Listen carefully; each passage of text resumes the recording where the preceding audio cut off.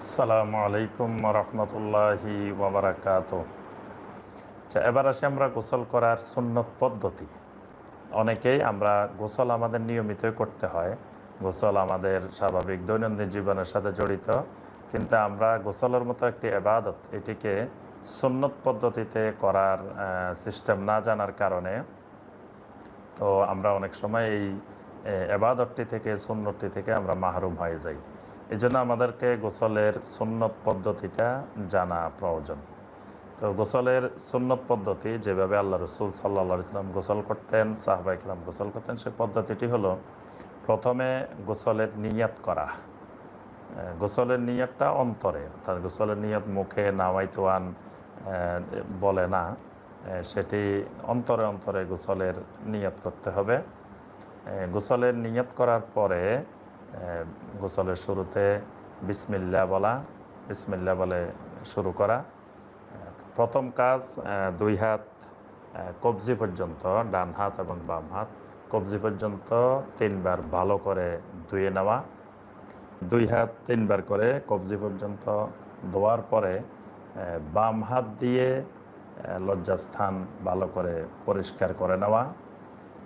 এরপরে লজ্জাস্থান পরিষ্কার করার পরে বাম হাতকে মাটি দিয়ে বা সাবান দিয়ে পানি দিয়ে সুন্দর করে আবার পরিষ্কার পরিচ্ছন্ন করে নেওয়া। এরপরে স্বাভাবিকভাবে যেভাবে আমরা অজুর মধ্যে অজু করে থাকি সেইভাবে পরিপূর্ণরূপে অজু করে নেওয়া।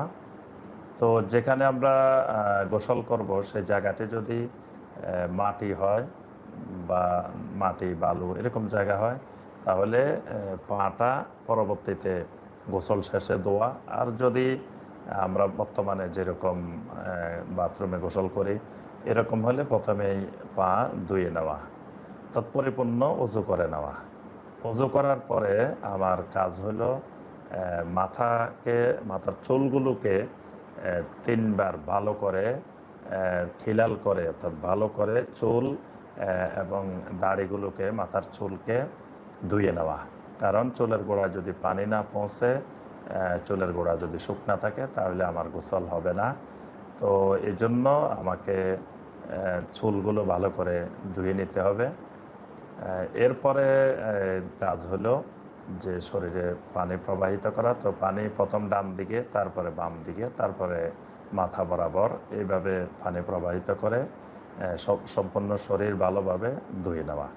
আর ফরজ গোসলের ক্ষেত্রে অবশ্যই খেয়াল রাখতে হবে যে গোসলের 3টা ফরজ যেন পরিপূর্ণরূপে আদায় হয়। একটি হলো কুলি করা, কুলিটা খুব গড়গড়ার সাথে ভালো করে কুলি করতে হবে, নাকে ভালোভাবে পানি পৌঁছাইতে হবে। আর সর্বশেষ যেটি, মাথা থেকে পা পর্যন্ত সম্পূর্ণ শরীর ভালোভাবে ধুয়ে নেওয়া।